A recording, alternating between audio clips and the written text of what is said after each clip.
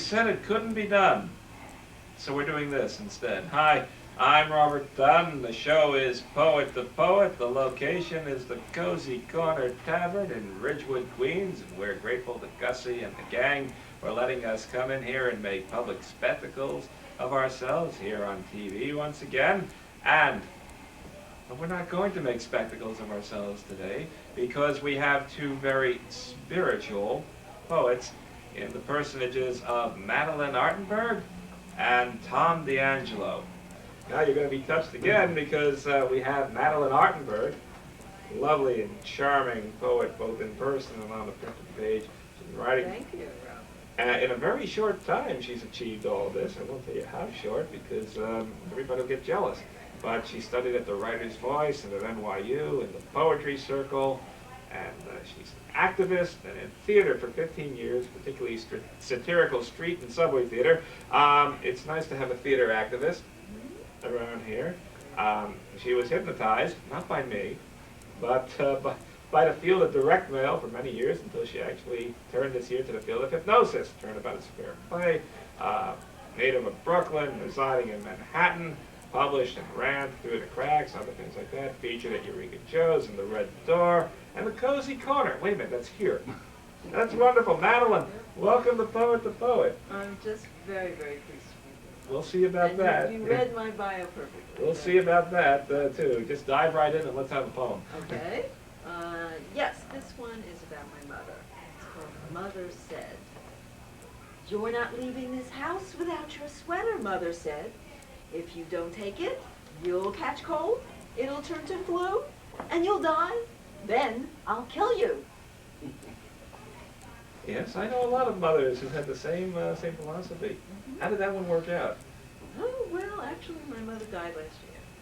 That's, whenever you're ready for it, bring us to the next one. Okay, that's certainly spiritual.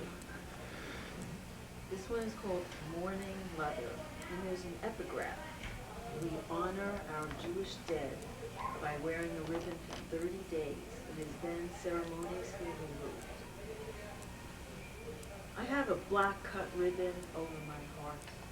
I lift the latch on my gate, begin to walk around the block, marking 1 month I took a pine cone from your graveside. You would have been upset that I touched it. I tell you now that in my room I'd recount on my knees the day's hurts, pray that you'd suffer that many times. I take it back after breakfast. Morning, Mother, did you sleep fine? They carried you out in a pine box, stopped the hearse. The butterflies in my stomach have lost their wings.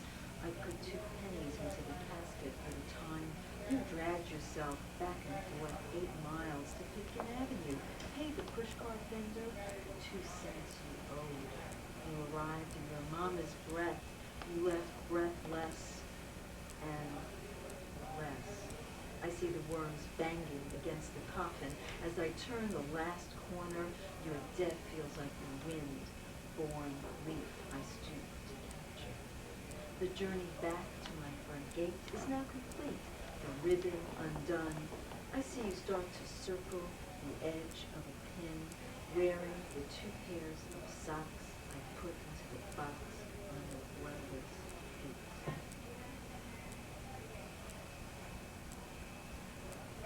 It's very touching. I gather that you use a lot of your poetry to deal with feelings that otherwise might not be dealt with. That's exactly right. These were my first poems, and a lot of it was about my family, so it was very cathartic. But I know that people, of course, can relate to, it's everybody got a mother, right? So they tell me, yes, So they yes. tell me, right. All right, how about a little something else? Great. Well, this one's about my grandfather, and it's called Chosen Seats. His nose was a curved pot-bellied stove. Grandpa was a 6'2" episode in my land of 5 footers. We'd quietly walk along Bay Parkway, stopping when I pointed at Juju's or Superman comic books. When he caught my finger in the foam half of his evening's Rheingold, he poured me my own in a jelly glass. It's good. It's medicine, he said. Grandpa rode his wooden rocking chair in front of the bedroom window like an Orthodox Jewish cowboy. Leather straps wrapped around his arms fluttered as if fringes on a suede jacket. Gray sacred cloth showed below his vested sweaters. I perched backwards in the window seat between the frame and the gold grill rail, watching him with the straps, the shawl, and reciting from thick and thin books, edges curled like appendages. When I read out loud from library books, he'd point to letters. On the next visit to the candy store, we bought a black and white notebook modeled like a cow's hide. He practiced ABCs and capitals and lowercase. I could not break his habit of writing from right to left. Once he took me by the hand down the parkway to the synagogue, up the staircase to the second floor, filled only with women and girls. Grandpa let go of my hand and reappeared downstairs among hundreds of men wearing caps like his, swaying, praying, buzzing like bees. Buzz, buzz, buzz, buzz, buzz, buzz. He wet his fingertips to turn the page. I leaned over the balcony screaming, "Grandpa, don't leave me up here. I'm not like them. I'm your English teacher. I'm your Rheingold." The Orthodox tradition was to segregate the sexes Exactly. during services. Beer in a jelly glass? Yeah, drinking beer since I'm 7. He sounded like a real fun guy. My grandfather used to give me grape jelly in a beer mug. I'm not quite sure what the significance of that. Flip side of my experience. Right, perhaps we'll find the significance in the next poem. Ah, okay. Well, now, as we said, I'm from Brooklyn, so I'm on the trains a lot. You know, Brooklyn, Manhattan, Brooklyn, Manhattan. So I ride a lot of their trains, and this is called Rush Hour to Brooklyn. My mini dress rides halfway to crease of thighs. Triple degrees inside subway cars, damp, penetrating small of back, thriftlets, down-track legs, stuck to man in front and guy in back like cheese sandwich pressed on grill, train pounds into stoppings, starts, pull out pounding, front guy falling, wedges knees, hint of hand on backside, score pushed, get inch, hand slips past borders, Brooklyn slipping by windows, guy works hand up dress, organ pressed to legs, I am silent red like cut tomato on shelf. Seed of scream, open sound, I say, you creep, keep your hands off me. Later he says, I wouldn't touch you with a 10-foot pole. Well, sir, I happen to know you sure don't have any 10-foot pole. That was a lovely exchange. Is the subway always like that? Occasionally it is. You gotta get tough and write a tough poem. Speaking of getting tough, Madeline, I'd like to ask you, if I might, to describe for us what you do in this activist theater that you were telling me about.